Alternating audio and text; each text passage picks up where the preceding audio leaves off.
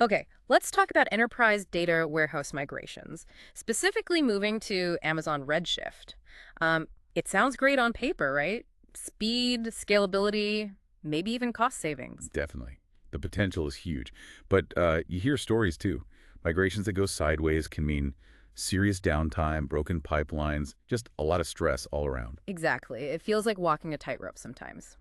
So today we're doing a deep dive using insights from mastering your Amazon Redshift migration to figure out how you can approach this smartly. Yeah, the goal is a smooth, intelligent transition, not just hoping for the best. Okay, so first off, the source material really emphasizes this. Migrating to Redshift isn't just, copying files, it's bigger than that. Oh, absolutely. Think of it as a whole life cycle. Mhm. And right at the start, you usually face two main paths, strategies really, the Big Bang approach. Right, move everything all at once. Sounds fast. It can be faster, yeah, but the risk level is way higher. If something breaks during a Big Bang, the impact is immediate and widespread. Rolling back, that can be a nightmare. Okay, so what's the alternative? The phased, or sometimes called trickle, migration. You break the project into smaller chunks, lower risk for each step, less potential downtime overall. It might feel slower, but it's often safer. That makes a lot of sense. So, whichever path you choose, there seem to be these core phases involved. Let's walk through them, starting with the groundwork. Assessment and planning. This is absolutely foundational.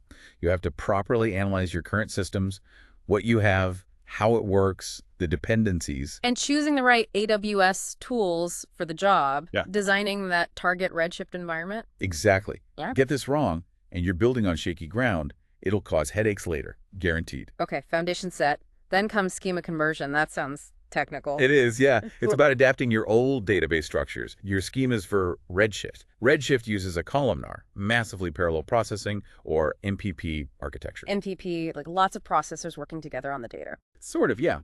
Think of it like having many workers sorting through data simultaneously, which makes queries run much faster, especially complex ones. But your old schema might not be optimized for that. So you need tools. Tools like AWS Schema Conversion Tool, SCT, they help automate parts of this, but you still need to understand why you're making changes. Sometimes you might even, say, denormalize data deliberately to make Redshift perform better. Got it. Okay. Schema's converted. Next up, actually moving the data. The source mentions S3 and the copy Y command. Right. For the big initial load of all your historical data, loading it into S3 first and then using Redshift's copy Y command is usually the most efficient way. It's designed for bulk loading. But what about data that changes while you're migrating, especially with that phased approach? Ah, good point. That's where AWS Database Migration Service, or DMS, comes in, often using Change Data Capture CDC. CDC, change data capture. Yep. It basically watches your source database and replicates any changes, inserts, updates, deletes over to Redshift in near real time. So your source and target stay synchronized during the transition. That sounds crucial for minimizing disruption, right? Especially if business users need live data. Absolutely vital. Keeps the lights on, so to speak. Okay, so data's moving, it's syncing. What's next? ETL and BI remediation, updating all those data pipelines and the business intelligence reports. Exactly. This is often a really significant chunk of work. Your existing ETL jobs, your dashboards, your reports, they were built for the old system. They need to be rewritten or adjusted to work with Redshift's structure and its specific SQL dialect. And you can't just assume they'll work perfectly afterward. No way. Thorough regression testing is key here. You need to validate that the outputs are still accurate. Which leads right into the next phase, validation and testing overall. Critical. You can't skip this. Just having the data in Redshift isn't enough. You need rigorous checks to verify it's accurate, complete, and consistent compared to the source. Data quality is paramount. Makes sense. And then finally, the actual switch the cutover. Go live moment, yeah.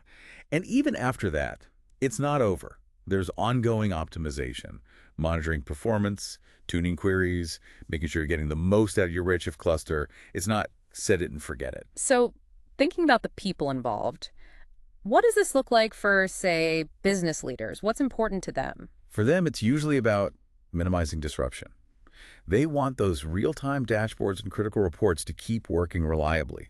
So Things like CDC and phase cutovers directly address their concerns. Fewer surprises, stable reporting. And for the data engineers, the architects, the DBAs doing the heavy lifting? Well, it's definitely a chance to use and sharpen some really valuable skills. AWS architecture, Redshift performance tuning, data validation strategies, these are highly in-demand competencies. It sounds like the technical skills are essential, obviously, but not the whole story. Not at all. The source underlines this too. Strong project management, really clear communication between the tech teams, the business users, the leadership that's just as crucial. Everyone needs to be on the same page. So wrapping this up, if you're looking at a Redshift migration, the big takeaway seems to be start with really careful planning.